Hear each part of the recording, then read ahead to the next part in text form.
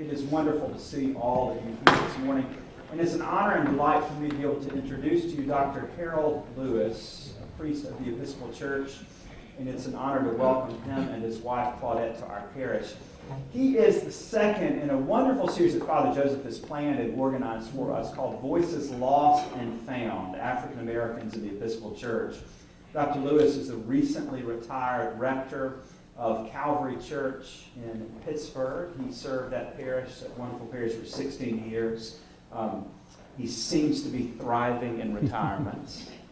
He holds a PhD in theology from the University of Birmingham, and his dissertation was published as Yet with a Steady Beat, the African-American Struggle for Recognition in the Episcopal Church, which is a groundbreaking book both in theology and history, and for many reasons. He's also the author of Christian Social Witness, which is a publication of the Church's teaching series. I'm honored and just thrilled that he's here for many reasons. In my view, Dr. Lewis has called the Episcopal Church to the deepest form of inclusion that there is, and that is for the Church herself to be a full member of what the Creed calls the one holy Catholic and Apostolic Church. If we are to be Catholic, little c Catholic, not Roman, Catholic means according to the whole. The Church is to live out a joyful hope that there is room for all races and for all kinds within her membership, because this is God's church, not the church of any one culture or any one period in time. In short, the call for inclusion is a call to become more true to the Catholic nature of the Episcopal Church and Anglicanism. I long to be in such a church, and I know that all of you do too, because such a church that is Catholic and inclusive in that way is really the only church that can prepare us for heaven. Amen? Amen. Please join me, therefore, in welcoming Dr. Lewis to GraceStLukes.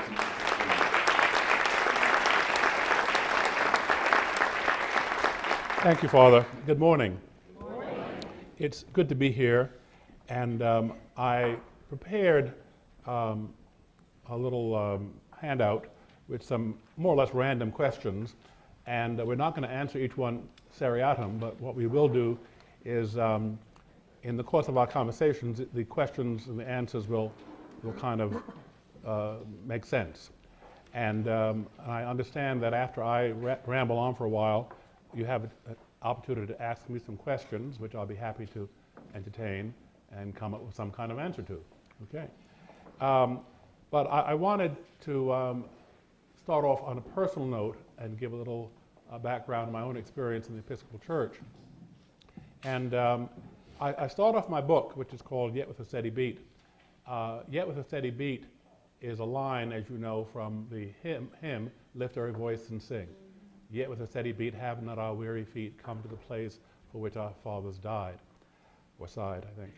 And so I start off the book by citing a quote attributed to Booker T. Washington, who said, "If a black man is anything but a Methodist or a Baptist, somebody has been tampering with his religion." and in that statement, kind of is summed up the idea of my first question on the page there, is being black and Episcopalian an oxymoron, you know what I mean? And let me just share a few things with you which speak to that.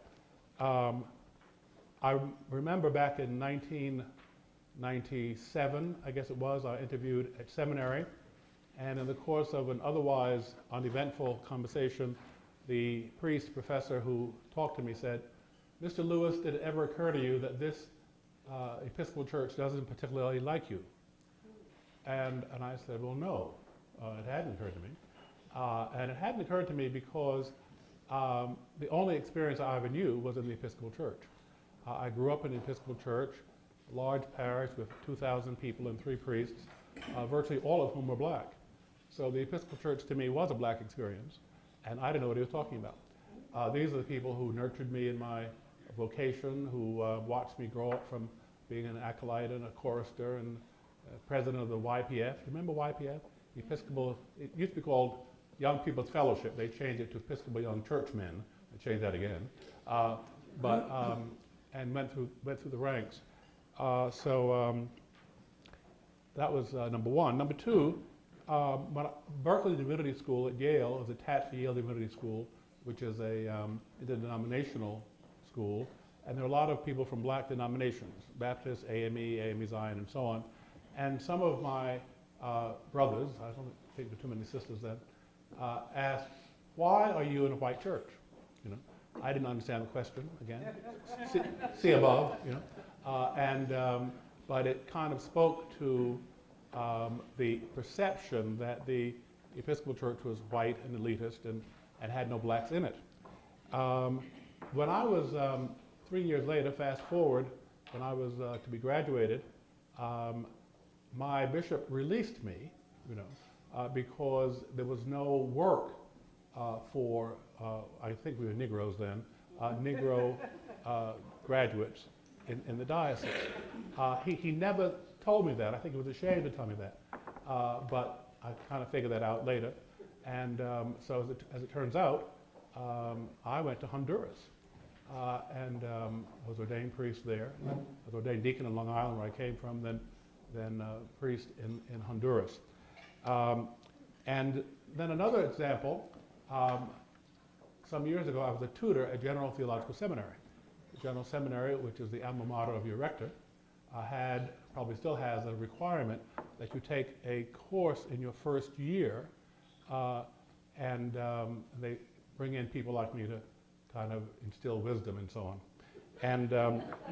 And so most of the people whom I got in my class, by the luck of the draw, were new to the Episcopal Church.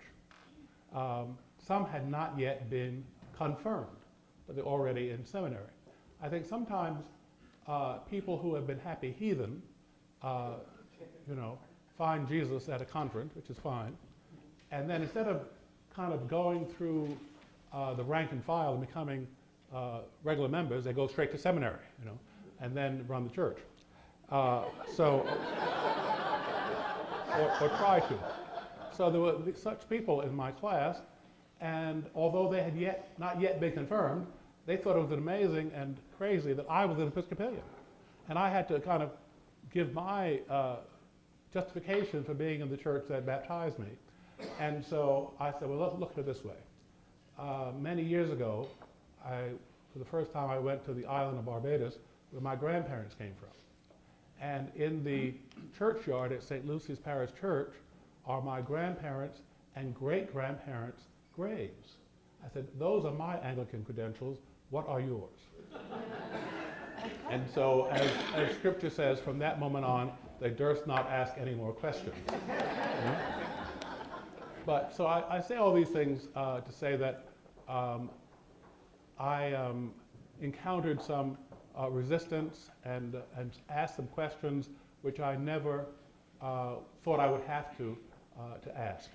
But it's said to me that there's something, I was getting into something I didn't know about, which is okay. Where did black Episcopalians come from? The first black Episcopalians were slaves. And so for that reason, in many colonies, in the South especially, there were more black Episcopalians than whites, because there were obviously more slaves than there were owners and masters. And so there were chapels, slave chapels on plantations created for black people. But the idea was that they were subjected to what I call a conditional Anglicanization. In other words, they were given a different view of the gospel, which kept them in their place. And so then, as more and more slaves were baptized, a question came up as to the baptismal service, because it had a rather unfortunate word in that service, and that word was freedom. And so the planters thought that the slaves would get the idea that if you're baptized, that would be tantamount to freedom and manumission, you know? And so he wrote, some planters got together and wrote to the Bishop of London Now, why? Because there was no resident bishop in the Anglican Church in America, and we were still under England. And he said, what is all this stuff about freedom? What should we teach? So this is what Bishop Gibson wrote back in the 1600s.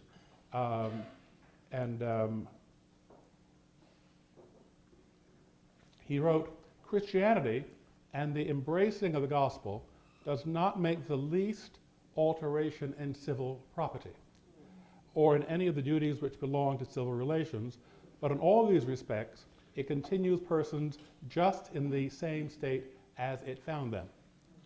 The freedom which Christianity gives is freedom from the bondage of sin and Satan, and from the dominion of men's lusts and passions and inordinate desires. But as to their outward condition, whatever that was before, whether bond or free, their being baptized and becoming Christians make no manner of change in it. And so far, this is a punchline, so far as Christianity from discharging men from their duties in the station and condition in which it found them, it lays them under stronger obligation to perform those duties with the greatest diligence and fidelity, which means be a better slave after baptism than you were before. So that gives you a little background. So blacks stayed in the Episcopal Church. They basically had no choice. When the Civil War came along and emancipation happened, what do you think black Episcopalians did by and large? They left. Most of them left. They left because they found it uncomfortable, untenable, incongruous, choose your adjective, to remain in a church which was ruled by the oppressors and people who had kept them subjugated. And so had there been Episcopal congregations with black leadership, that might have softened the blow and they might have migrated. But by and large, there weren't. And so there was a great exodus, and most people went to Baptist churches and so on, because the Episcopal Church hadn't caught up. That's the problem. That's the story of our life. There's, you know the hymn "Honorable Christian Soldiers." Somebody rewrote the words and said, "Like a mighty tortoise moves the Church of God." Brethren, we are treading where we've always trod. You know what I mean? And so we're often a day late and a dollar short. So people left the church, joined other churches, and a lot of people did stay, but not most. And then the church says, "Oh my goodness, what shall we do?" So it began to do a few things. One of them was to establish organizations to minister to the newly emancipated slaves. And one of those organizations was called the Freedmen's Commission. And so, of course, all these commissions were all made up of all white men, obviously. Ça va sans dire, you know. And they established organizations, even colleges, to educate blacks and to get them into the fold. But then another question came up. I'm more or less skipping around to give you bullet points, because what we're doing now is doing a crash course, in one hour. But I think one of the most interesting chapters in black church history in the Episcopal Church is the question of the episcopate, the office of bishop. Now, bishop, we call it Episcopal,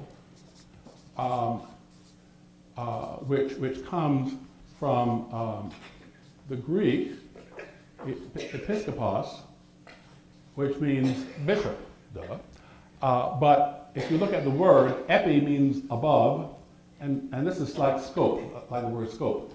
It means seeing above, overseeing, So the idea of having black men who were overseers over white people was an untenable, unthinkable idea. And so every time this came up, it was dismissed as out of the question. So then, one of the great gifts of the Anglican mind is compromise. The Anglican Communion was founded on a compromise in many ways between Protestant and Catholic principles. And so as a result, they said, oh, I know what we'll do. We'll create bishops who are black who can minister only to blacks. And they put it in the idea that they could develop some evangelism among their own people. Okay? And so there was much debate, and in 1918, two bishops were consecrated, and they were called suffragan bishops for colored work. Okay? And they were Bishop Delaney from Henry B. Delaney from North Carolina, and Edward Thomas Denby, who had roots in this diocese. He had been the rector of Emmanuel Church in Memphis and had the concomitant role as archdeacon for colored work. Okay? So there's a lot of colored work going on. And he ministered to black people. And then he was created suffragan bishop of colored work in Arkansas and the province of the Southwest. And so it meant that he went from colored parish, as they call them, colored parish to colored parish, confirming, ordaining black priests, but never literally, never laying hands on white people. And so, God forbid. So this became a real question of debate. And the other thing that happened at the same time was that there was a back to Africa movement, okay? And you know the Republic of Liberia, whose capital is Monrovia, rather. Monrovia, right. Monrovia is a suburb of Pittsburgh. Monrovia, after the president. But the idea was, after emancipation, the idea was there was no need to have black Episcopalians because they were no longer slaves. So what we should do now that we've educated them and given them the light of the gospel, we should tell them to take that light and enlighten their cousins back home. Okay? And so it was a way to get rid of black people from the Episcopal Church. There's another, I have a friend who says a gentleman should know Latin and Greek because they're ancient, Hebrew because it's holy, and French because it's polite, you know? And I think there's an expression, Qualis Ecclesia, Talis Patria, or maybe the other way around. Qualis may go over here, but it means it's the other way around. As the nation goes, so goes the church. Qualis Patris, Qualis Ecclesia. And so very often, I said once that the people who drew up the Constitution went across the street and founded the Episcopal Church. That is symbolically very true. And even our bicameral legislature in the Episcopal Church, House of Bishops, House of Deputies, you know, got its beginnings from the idea that you have a Senate and a House of Representatives. So, so we often, instead of, as the hymn says, like a mighty tortoise, you know, we basically took the gospel and very often didn't preach it, but came behind and justified what the country was doing in our way we did things. So.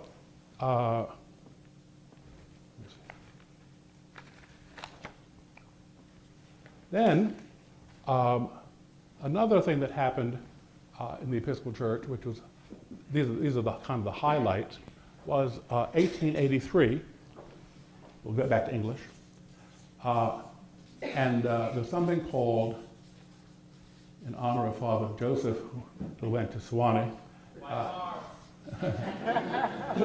the Sewanee Canon, okay? And basically, the canon, of course, is a rule of the church, a law of the church. It never became a canon, okay? But what happened was that they had a big conference at Sewanee, on top of the mountain in Tennessee, They decided that given there were so many black people in the Episcopal Church, they should be controlled. And so it gave each bishop the opportunity to create a colored jurisdiction and put the black people on it, under it. And it meant that they would not, you see, be part of the Episcopal Church's structure, but they'd be separate but unequal, if you will. They created what I called a diocese of Negro, okay? So it meant that black people within the diocese wouldn't be part of it, but they would be part and parcel of their own creation. And so as a result, out of that, so this came before the General Convention in 1883. General Convention then as now met every 3 years to determine what would happen. And black people were very upset at the idea that they'd be disenfranchised. And so, but they, surprise, did not have any seat or voice at General Convention because they were not allowed to be deputies. They certainly weren't any bishops. So what happened is that black people got together. There was a man by the name of Alexander Crummell, who is one of the people who is in the church's new book called, what is it called? Holy Women, Holy Men. It used to be called Lesser Feasts and Fasts. And he was the rector of St. Luke's Church in Washington, D.C. And he organized a group of black people called the Conference of Church Workers Among Colored People. And it was, the colored were very active in those days. Conference of Church Workers Among Colored People. And it was not, and it was phrased that way because there were sympathetic white people in the group too. So it wasn't just a conference of colored people, but conferences of church workers among colored people. And one of their first official acts was to oppose the Sewanee Canon, which would have disenfranchised blacks and made them separate but unequal. So, so what they did, they'd get people who were sympathetic to their cause to speak on their behalf in the House of Deputies. So, as a result, when it came to a vote, it passed, you know, as in our nation's system, anything to become law has to pass in both houses. The bishops passed it overwhelmingly, okay, and the House of Deputies defeated it narrowly. So the canon never became a canon, never became law. That was the good news. The bad news is that the bishops were, as Scripture says, exceeding wroth, you know, and they decided to to do things on a local level which they could not accomplish at the national level. And so one of the things that, here's that word again, that they created was the colored convocation. And that meant that in this diocese, for example, the people from Emmanuel could not attend General Dawson Convention, but would instead attend their own colored convocation. And it was what I call playing church, because they couldn't really effect anything, but they were going through the motions. And the last colored convocation sat in about 1954, which is about 1954. And so, when I was doing research for my book, I interviewed a lady in, I think, Atlanta, and she said that there were 3 stages to the integration eventually. The first stage was the integration of the legislative sessions. You know, you'd allow black people to come in and you'd talk about the future of the church. The second stage was integration of the Eucharist. Because if blacks had been allowed in the old days, they would be receiving communion last, and so on. But the third and most difficult stage to change was the diocesan banquet. Why was that? Because the people who served the food of the diocesan banquet were what we used to call the women's auxiliary, we would now call the Episcopal Church women, and they were all white ladies.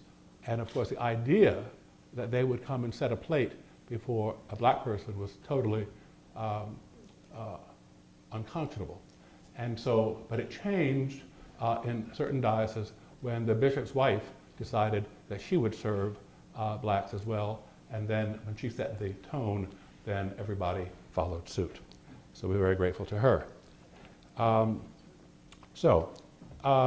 want to say, I have some time, one word about another influence about where blacks come from in the Episcopal Church, and that is from the West Indies. This is near and dear to my heart because my family comes from Barbados. Have you ever been to Barbados? Raise your hand. Beautiful place. Let's go. It is still called Little England because it's one of the few islands, I think the only island perhaps, that was always under England until independence, whereas certain islands like Jamaica were sometimes Spanish, sometimes French, sometimes something else. And so we excelled in cricket and tea and all those wonderful English things.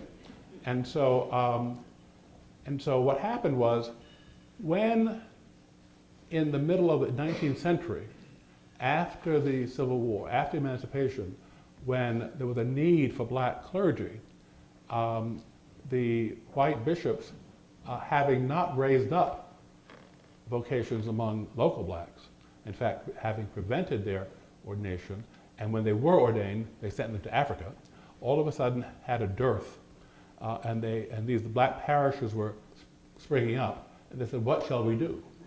And so what they did was import West Indian clergy from the islands to come to minister to black congregations of the Episcopal Church, because they weren't wanted there either, quite frankly, because the English had the matter all sewn up.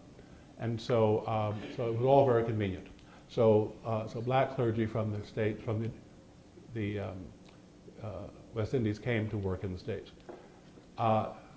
Added to that, early in the 20th century, there was a great migration of black people from the islands to the United States, especially places like New York and Florida.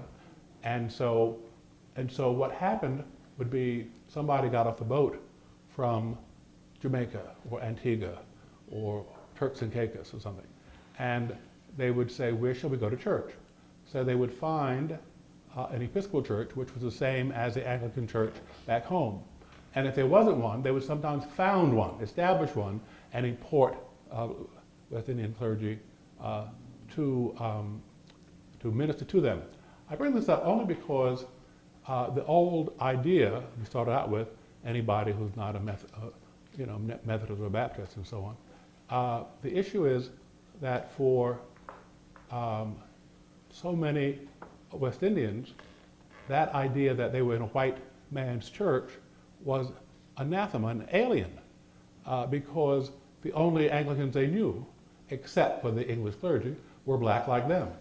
So they never had the hang-up of being in the white man's church. It was their church, and they were proud of it, and they stayed. And so if you scratch the surface, a lot of the clergy and lay people in the Episcopal Church who are black have roots somewhere in the West Indies, for the record. And then finally, we have to talk about the Episcopal Church and the Civil Rights Movement.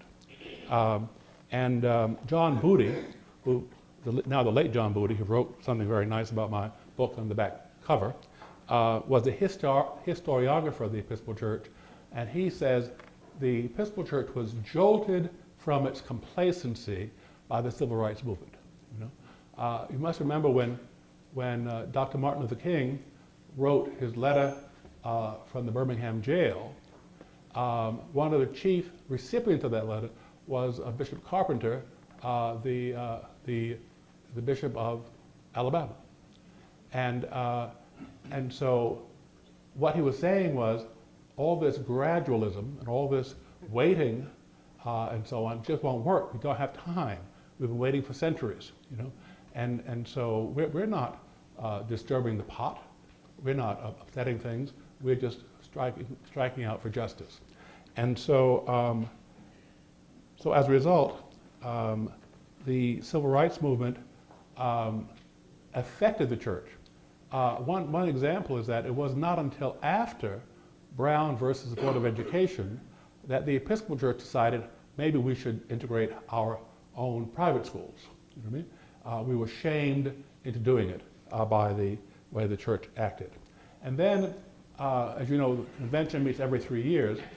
In 1967, met in Seattle, and there was something called the GCSP, the General Convention Special Program, in which the church put its money where its mouth was and decided they would actually fund local organizations that actually help blacks in poor neighborhoods and actually use its wealth to alleviate the question of racism.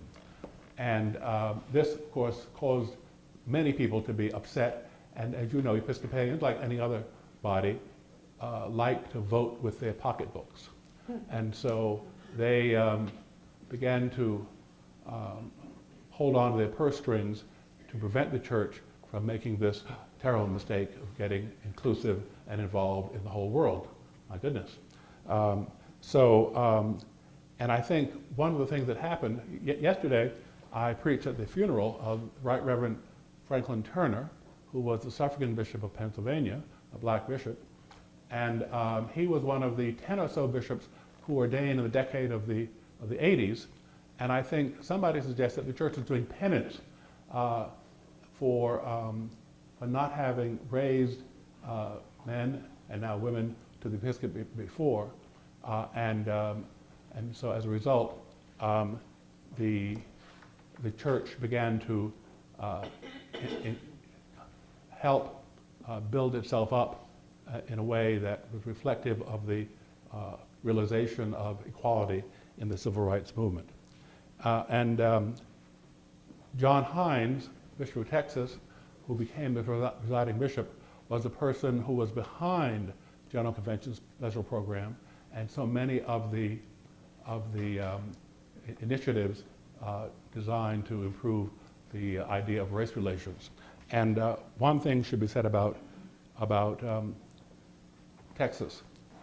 Many things can be said about Texas, but 1955, the General Convention was scheduled to take place in Houston. You know, the rule is that every 3 years it happens. 1 year it's east of the Mississippi, the next year it's west. So it was a west turn. And so only one problem was the Bishop of Texas said, we can't guarantee accommodations in Houston for our Negro deputies.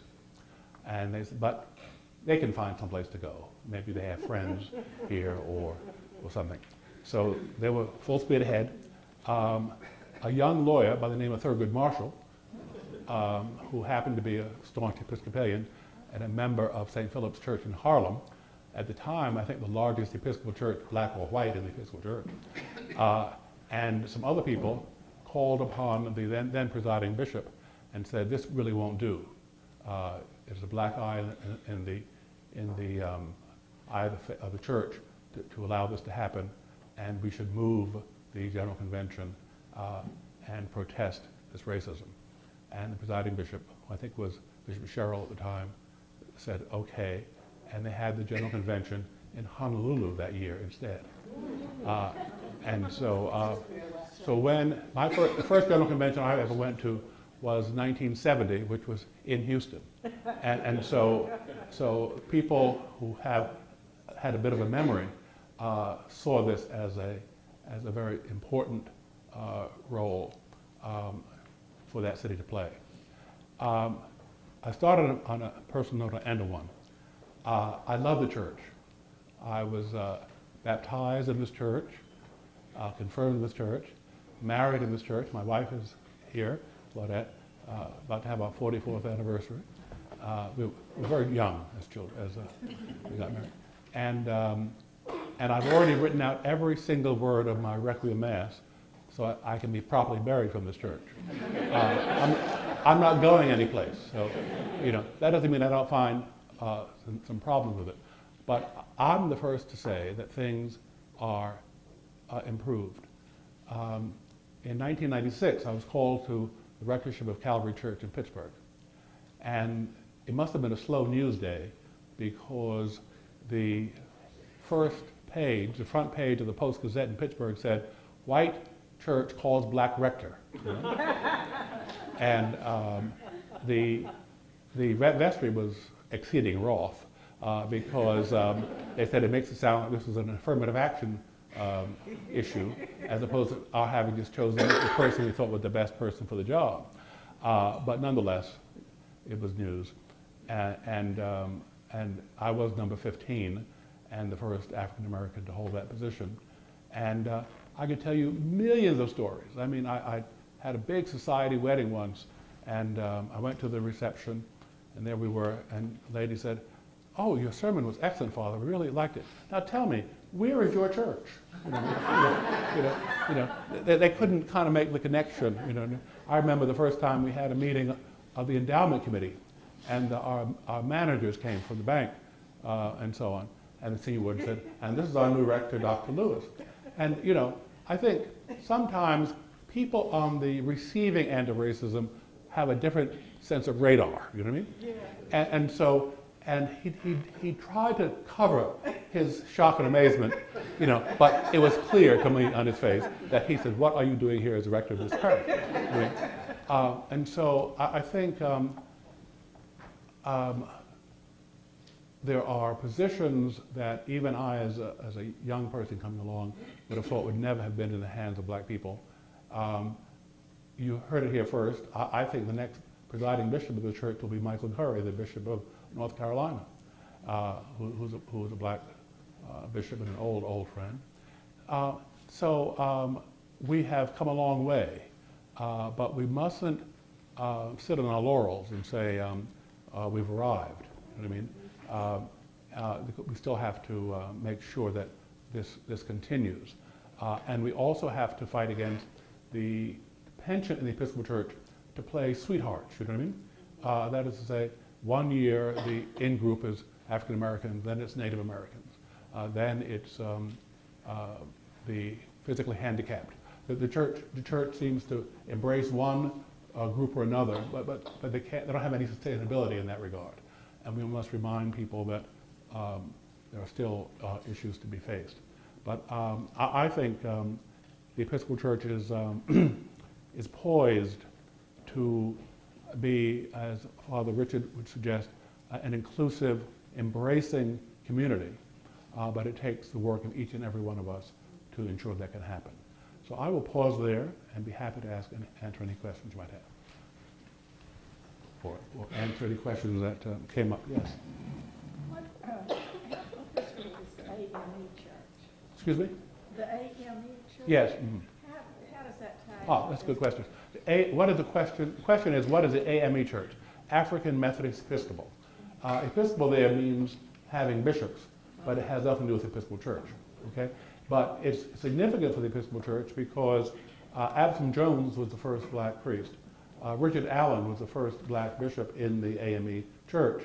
They were both Methodists, both at St. George's Methodist Church in Philadelphia, and were summarily evicted one day during worship. And so they got outside and said, "What should we do?" And so for some reason, Absalom Jones decided to cast his lot with the Episcopal Church, and Richard Allen said, "Oh no, Absalom, I can't face those people again. I wouldn't want to have to fight for my identity among white people." So he founded the black branch of Methodism.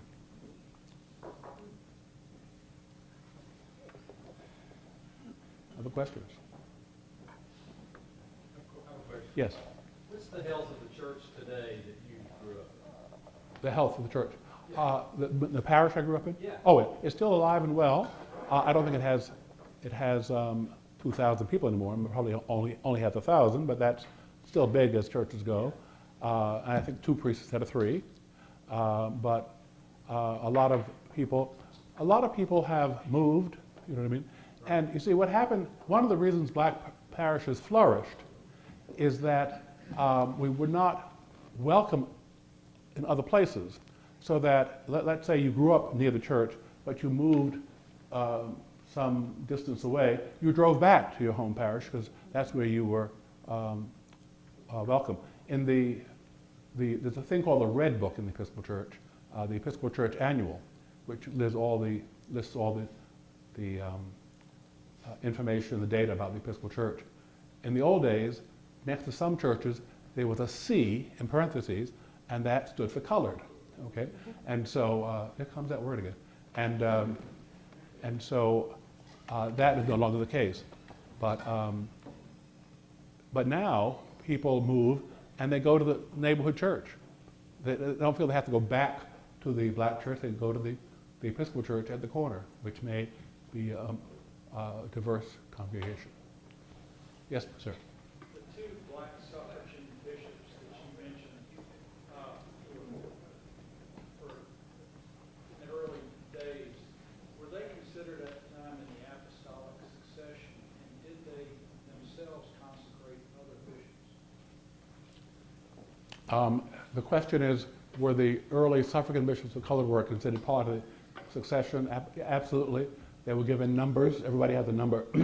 I don't know if they consecrated other bishops. I imagine they must have. Interestingly enough, Bishop Delaney he's 60 when he was consecrated. He died 10 years later. Bishop Demby, however, was consecrated in 1918, served until 1939, and then lived for 20 years after that. So he went back to Little Rock, and he was literally alive to see the changes in Little Rock and so on. So I imagine they must have, but that's a good question. I'll look that up. Yes. This past week, I believe there was a report the Archbishop in England had estimated that the Anglican Church in England may very well disappear in several decades. This is a much more general question, but you're looking at the Episcopal Church here in the United States. What do you believe is helping overall? Okay. The first part of that, the Episcopal Church, or the Anglican Church in England, Church of England, is on weak times. They have an interesting phrase when a parish is no longer functioning. They call it redundant, you know. So a lot of redundant parishes, great buildings, no people. And the irony is that the cross followed the Union Jack to the uttermost parts of the earth. In other words, the missionary efforts under Queen Victoria resulted in a great burgeoning of the church elsewhere. And so you have Africa, the West Indies, South Asia, and so on, with many, many more people than England and the United States will ever hope to have. So that's where Anglicanism is going. If you go, I've been to the last 3 Lambeth conferences as a non-bishop, obviously. My joke is that the photographer who takes the picture of all the Anglican bishops, he has to change his f-stop every 10 years because the complexion of the bishops is getting darker and darker. Now, our church is suffering numerically. When I was in seminary, we boasted close to 3 million people, certainly 2.5 plus. Now, the next figures that will come out will show us under 2 million. And part of that is that we have divided over several things. Prayer book revision, women's ordination, and most recently, the human sexuality issue. I came from a diocese where our bishop actually bolted and founded a breakaway church. And because of this, our health has been impaired.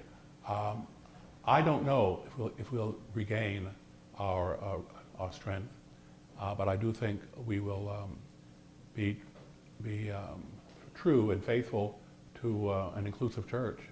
and that may mean suffering loss. Any other questions? Yes? Are there many more diverse Episcopal churches within the United States? Absolutely. When I was active as rector, I was a member of two groups. One was called Urban Suburban Clergy, which is made up of rectors of large parishes like this one, like Calvary, which were diverse, usually a little left of center, and so on, and the Consortium of Endowed Episcopal Parishes. The irony is that whereas most congregations in the Episcopal Church that meet on a Sunday have fewer than 100 people in attendance, okay? Nonetheless, most of the people who are in the Episcopal Church belong to churches like this with several hundreds and sometimes even thousands of members. And that's where the strength of the church is. And somehow there's a correlation between that kind of health and the diversity and the progressive outlook of those congregations. Not sure why. Dr. Yes, Lewis, yes. it's almost, we've got church about 10 minutes. Will you say a prayer for us if we stand? Yes. And